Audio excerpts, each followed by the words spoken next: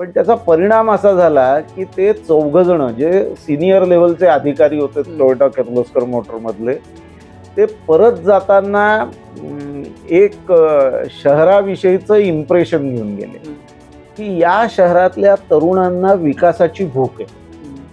हे शहर आपल्याला बोलावतंय की तुम्ही या, आम्ही तुम्हाला मदत करू. जिथे कुठे तुम्हाला वाटेल की इथे काही मदतीची गरज आहे, तिथे तिथे आम्ही तुम्हाला मदत करू. एवढा मोठा सपोर्ट कुठल्याही शहरात, अशा प्रकारचं निमंत्रण त्यांना इतर कुठल्याही शहरात मिळालं नव्हतं. ते म्हणाले एवढ्या कॉन्फिडंटली तुम्ही. म्हटलं माझा कॉन्फिडन्स तुमच्यात घ्या आणि याच कॉन्फिडन्सनी टोयोटा किर्लोस्करशी बोला. म्हटलं याच्यात कुठेही काही कमी होऊ देऊ नका.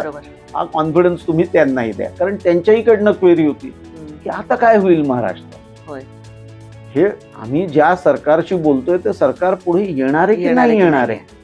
मी बोललो, देवेंद्रजींनी अतिशय मोठ्या मनाने सगळं ऐकून घेतलं. फक्त एकच प्रश्न विचारला की रामभाऊ, तुमची डॉक्टर कराड, अतुल, तुमच्या सगळ्यांची खात्री आहे की हे होईल? तर आम्ही तिघांनी त्यांना सांगितलं की आम्ही गेले 10 महिने या प्रक्रियेत आहोत. आम्हाला 100% खात्री आहे की हे होईल.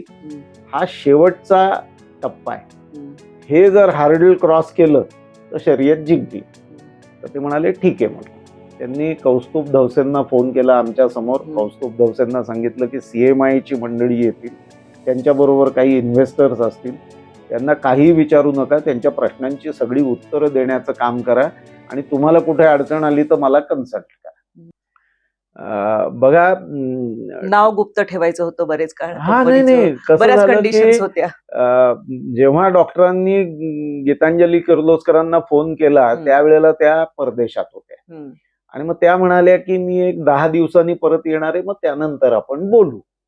आता गीतांजली किर्लोस्कर या त्यांचे वडील औरंगाबादला कमिशनर होते आणि त्या शिकायला काही वर्ष संभाजीनगरमध्ये होत्या. मला वाटतं राजवाडे त्यांचा. वायल राजवाडे, यशवंत राजवाडे हे त्यांचे वडील हे संभाजीनगर.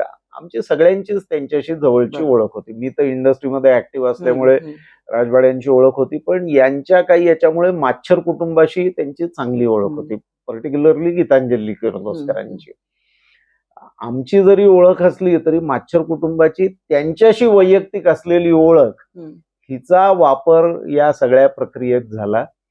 डॉक्टरांनी 10 दिवसानंतर लक्षात ठेवून कुठल्याही प्रकारचं आम्ही रिमाइंडर न देता परत गीतांजली किर्लोस्करांना फोन केला की तुम्ही आता आलाय का? तर ते म्हणाले आले. म्हणजे तुम्ही एक काम करा की आमच्या विभागात तुम्ही जे काय एक्सपान्शन करण्याचा विचार करताय असं आम्हाला कानावर आलंय, त्याच्याकरता आमच्या विभागाचा तुम्ही आवर्जून विचार करा. तर त्या म्हणाले अहो मी माझं बालपण तिथे गेलेलं आहे, त्यामुळे मला त्या शहराविषयी हे मी नक्की पाठवते कोणाला. जेव्हा 4 जण आले भेटायला, त्यामुळे ते किती सिनियर आहेत काय आहेत याची आम्हाला कल्पना नव्हती, पण या सगळ्या तरुणांनी त्यांना संभाजीनगर, तिथलं इंडस्ट्रीयल वातावरण, संघटना, एकंदरीतच याच्याविषयी 2-2.5 तास इतकं चांगलं प्रेझेंटेशन दिलं. त्यांनी विविध प्रश्न विचारले शहराविषयी, त्या प्रश्नांची उत्तरं दिली. सिनियर म्हणून मी त्या बैठकीत खरं म्हणजे ऑब्झर्व्हर म्हणून होतो, पण जिथे कुठे माहिती त्रुटी आहेत असं मला वाटायचं तेवढ्यापुरतं मी यांना माहिती देत होतो. पण त्याचा परिणाम असा झाला की ते 4 जण जे सिनियर लेवलचे अधिकारी होते टोयोटा किर्लोस्कर मोटर मधले, ते परत जाताना एक शहराविषयीचं इम्प्रेशन घेऊन गेले की या शहरातल्या तरुणांना विकासाची भूक आहे. हे शहर आपल्याला बोलावतंय की तुम्ही या, आम्ही तुम्हाला मदत करू. जिथे कुठे तुम्हाला वाटेल की इथे काही मदतीची गरज आहे, तिथे तिथे आम्ही तुम्हाला मदत करू. एवढा मोठा सपोर्ट कुठल्याही शहरात, अशा प्रकारचं निमंत्रण त्यांना इतर कुठल्याही शहरात मिळालं नव्हतं. त्यामुळे ते सिरियसली याचा विचार आपण करू शकतो असा विचार घेऊन गेले. त्यानंतर त्यांनी फोन करून एक हे सांगितलं की बघा आम्ही कोण होतो, काय होतो, आम्ही तुम्हाला फारसं सांगितलं नाही, आमची नावं सोडून, पण यापुढे आम्ही असं ठरवलंय की आम्ही निश्चितपणे छत्रपती संभाजीनगरचा विचार करू, हम्म. पण आमचं नाव कुठेही आलं नाही पाहिजे. कुठल्याही वर्तमानपत्रात हे नाही आलं पाहिजे की टोयोटा किर्लोस्कर मोटरची मंडळी संभाजीनगरचा विचार विचार करतात. करते. त्यामुळे याच्यात अतिशय गुप्तता पाळली गेली हम्म. पाहिजे. आणि ही गुप्तता पुढे 8 महिने त्यांची जवळजवळ 8-9 डेलिगेशन्स आली. हम्म. त्यांनी शहराचा पूर्ण अभ्यास केला. म्हणजे छोट्या छोट्या रेस्टॉरंट पासून, दवाखान्यांपासून, शिक्षण संस्थांपासून ते अगदी मोठ्या शिक्षण संस्थांपर्यंत. व्हेज कुठे मिळतं, नॉनव्हेज कुठे मिळतं, कामगारांची मुलं कुठे शिकू शकतील, अधिकाऱ्यांची मुलं कुठे शिकू शकतील, कॉलेजेस आहेत का, इंजिनिअरिंग कॉलेजेस आहेत का, मग त्यांची अवस्था काय आहे, मेडिकल कॉलेजेस आहेत का, त्यांची अवस्था काय आहे, हॉस्पिटल्स आहेत तर किती प्रभावीपणे ते मेडिकल ट्रीटमेंट देऊ शकतात, अशा वेगवेगळ्या विषयांवर. आणि कामगारांची स्थिती काय आहे, पगार काय आहेत, वेगवेगळ्या याच्यात कामगारांची किती आंदोलनं होतात, त्याचं स्वरूप कसं आहे, असा सगळा अभ्यास केला. याच्यात या आमच्या तरुण मंडळींनी त्यांना विमानतळावर रिसीव्ह करण्यापासून, गुप्तता बाळगायची म्हणजे मग ते 9 महिने पोटात बाळच बाळगलं तू. नाही असं नुसतं काही. तेवढंच नाहीये. अहो, टॅक्सीवाल्याला कळलं की टोयोटाची हो. मंडळी आहे, तर तो कुठेतरी बोलतो. खरंय. ड्रायव्हर्सना कळलं तर ते, त्यामुळे हे ड्रायव्हर न घेता स्वतः गाडी घेऊन एअरपोर्टला जायचे, त्यांना रिसीव्ह करायचे आणि त्यांना घेऊन पार ऑरिक सिटी मधल्या वेगवेगळ्या जागा दाखवण्यापासून ते शहरात असलेल्या वेगवेगळ्या इंडस्ट्रीज विषयी माहिती देणं आणि त्यांना प्रत्यक्षात त्या इंडस्ट्रीच्या बाहेर नेऊन दाखवणं की ही ती इंडस्ट्री आहे, ही मंडळी हे करतात, हे बजाजला हा पुरवठा करतात, यांची ही क्षमता आहे, हे एक्सपोर्ट करतात, अशा स्वरूपाची माहिती आणि त्याचं एक डोसियर असं तयार करून यांनी पुढच्या 8-9 महिन्यात दिलं. मग एक वेळ अशी आली की ऑरिक सिटीतलं तिथले जे लोकल अधिकारी होते ते तर याच्यात इन्व्हॉल्व्ह होते, पण त्यांनाही असं होतं की तुम्ही बोलायचं नाही, कुठेही बोलायचं नाही. ते त्यांनी पाळलं, इंडस्ट्रीने ती हे बाळगली, त्यामुळे कुठेही बातमी नव्हती. अख्ख्या या प्रोसेसमध्ये 9-10 महिने कुठेही बातमी नव्हती की टोयोटा किर्लोस्कर मोटर्स हे संभाजीनगरला येण्याचा. मग ते म्हणाले आता आम्ही सिरियस आहोत आणि आता आमच्या बोर्डासमोर आम्हाला हे प्रपोजल न्यायचं आहे.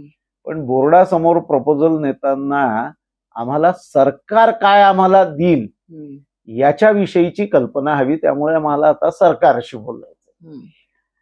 आता त्यांच्या अटी होत्या की हे जे काही गुप्तता आहे ही सरकारशी बोलत असतानाही अशीच राहिली पाहिजे. त्यामुळे आम्ही कोण आहोत ते आम्ही सांगणार नाही, आम्ही कुठल्याही राजकारण्याशी बोलणार नाही, आम्ही एकाच अधिकाऱ्याशी बोलू सरकारमध्ये, अशा अटी होत्या.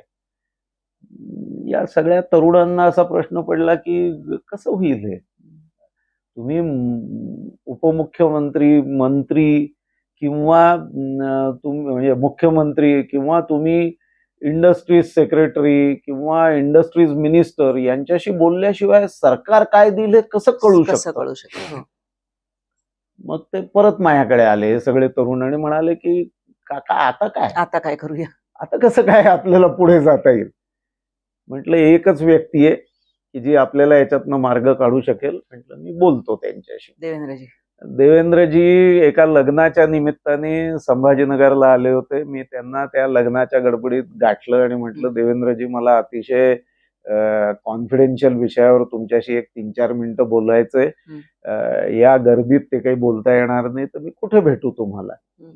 तर म्हणाले रामभाऊ मी आत्ताच विमानाने परत जाणार आहे, त्यामुळे तुम्ही विमानतळावर जाऊन थांबा, तिथे मी तुमच्याशी चर्चा करतो.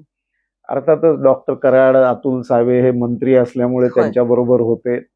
मी फोन करून आमच्या चेंबरचा त्यावेळेला जो अध्यक्ष होता दुष्यंत पाटील त्यालाही बोलवून घेतलं होतं, कारण तो या सगळ्यात वन मॅन कॉन्टॅक्ट म्हणून टोयोटा किर्लोस्कर बरोबर बोलत होता. तर त्यालाही बोलवून घेतलं आणि आम्ही रात्री साधारणतः 11:15च्या सुमारास देवेंद्रजींना एअरपोर्टच्या VIP रूम मध्ये भेटलो. आणि या अटी मी त्यांना सांगितल्या. मी काही कंपनीचं नाव सांगितलं नाही, काही नाही. मी एवढंच म्हटलं की देवेंद्रजी यातनं जवळजवळ 25,000 कोटी रुपयाची इन्व्हेस्टमेंट येईल. ऑरिक सिटीमध्ये जिथे जमीन विकण्याकरता आपण गेली अनेक वर्ष प्रयत्न प्रयत्न करतोय, करतो आहोत. विकले जात नाहीये, हो. तिथे एक मोठा चंक जमिनीचा हे विकत घेतील हम्म, आणि त्यांच्याबरोबर त्यांचे सप्लायर्सही येतील. हम्म, त्यामुळे खूप मोठी गुंतवणूक या निमित्ताने होईल. मोठी कंपनी आहे, त्यामुळे आपण हे कन्सिडर करावं, पण ते डिस्क्लोज करू इच्छित नाहीत आणि ते तुमच्याशी किंवा कुठल्याही राजकारण्याशी बोलू इच्छित नाहीत. त्यामुळे आम्हाला एक अधिकारी द्या. हम्म. तर देवेंद्रजींना ही विनंती करण्याची हिंमत करणारे फार कमी असते. बरोबर. डॉक्टर कराड आणि अतुल म्हणाले की अरे आम्ही तर राजकारणात आहोत आणि राजकारण्यांची बोलणार नाही, असं आम्ही देवेंद्रजींना कसं सांगणार, कसं ते सांगणार, आमचे बरोबर. नेते, होय. आम्ही नाही सांगणार आहे. हम्म, मी बोललो, देवेंद्रजींनी अतिशय मोठ्या मनाने सगळं ऐकून घेतलं. फक्त एकच प्रश्न विचारला की रामभाऊ, तुमची, डॉक्टर कराड, अतुल, तुमच्या सगळ्यांची खात्री आहे की हे होईल? हम्म, तर आम्ही तिघांनी त्यांना सांगितलं की आम्ही गेले 10 महिने या प्रक्रियेत काम. आहोत, होय. आम्हाला 100% खात्री आहे की हे होईल. हम्म, हा शेवटचा टप्पा आहे, हम्म, हे जर हार्डल क्रॉस केलं तर शर्यत जिंकली. हम्म. तर ते म्हणाले ठीक आहे. मग त्यांनी कौस्तुभ धवसेंना फोन केला आमच्या समोर. कौस्तुभ धवसेंना सांगितलं की CMI ची मंडळी येतील, त्यांच्याबरोबर काही इन्व्हेस्टर्स असतील, त्यांना काही विचारू नका, त्यांच्या प्रश्नांची सगळी उत्तरं देण्याचं काम करा आणि तुम्हाला कुठे अडचण आली तर मला कन्सल्ट करा. हम्म. आणि मग ती प्रक्रिया पुढचे 2 महिने चालली आणि या 2 महिन्यात मध्ये लोकसभेची निवडणूक झाली. त्यात थोडासा केंद्र महाराष्ट्रामध्ये सरकारमध्ये बसला, हो. सेटबॅक मिळाला. मग देवेंद्रजींनी जाहीर केलं की मी या पराभवाचा जबाबदारी घेतो घेतो. आणि राजीनामा देतो. होय. आता ज्या दिवशी देवेंद्रजींनी अनाऊन्स केलं त्या दिवशी सकाळी तरुण मंडळी सगळी परत सगळी गडबडली धाकधूक. की अरे हो. एवढं सगळी 10, 11, 12 महिन्याची मेहनत आता देवेंद्रजी नाही म्हटल्यावर याच्यावर पाणी. बरोबर. माझ्याकडे आले धावत, म्हणाले काका आता काय? हम्म, म्हटलं मी काही कोणाशी बोलत नाही, पण मी तुम्हाला आता म्हटलं 50 वर्ष हे मी ऑब्झर्व करतोय राजकारण. म्हटलं काही देवेंद्रजींचा राजीनामा कोणी स्वीकारावा लागत नाही, त्यांनी दिला तरी म्हटलं काही केंद्र सरकारमध्ये घेणार नाही. त्यांना मिळणार नाही, त्यांना जबाबदारी घ्या अशीच कंटिन्यू कायम करावी करावी लागणार ठेवायला आहे लागेल. होय. विधानसभेपर्यंत. हम्म, पण काका विधानसभेला काय होईल? हम्म.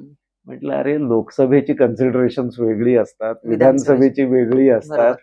विधानसभेत हेच सरकार निवडून येणारे याची खात्री बाळगा. हम्म. ते म्हणाले एवढ्या कॉन्फिडंटली तुम्ही? म्हटलं माझा कॉन्फिडन्स तुमच्यात घ्या आणि याच कॉन्फिडन्सनी टोयोटा किर्लोस्करशी बोला. बोला. म्हटलं याच्यात कुठेही काही कमी होऊ देऊ नका. बरोबर. हा कॉन्फिडन्स तुम्ही त्यांनाही द्या, कारण त्यांच्याहीकडनं क्वेरी होती हम्म, की आता काय होईल महाराष्ट्रात. होय.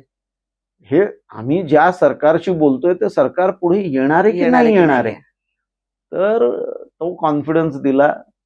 आमच्या सुदैवानी मोठ्या मार्जिननी परत महाराष्ट्रात ते सरकार आलं आणि तो ऍग्रीमेंट झाला आणि जाहीर झालं.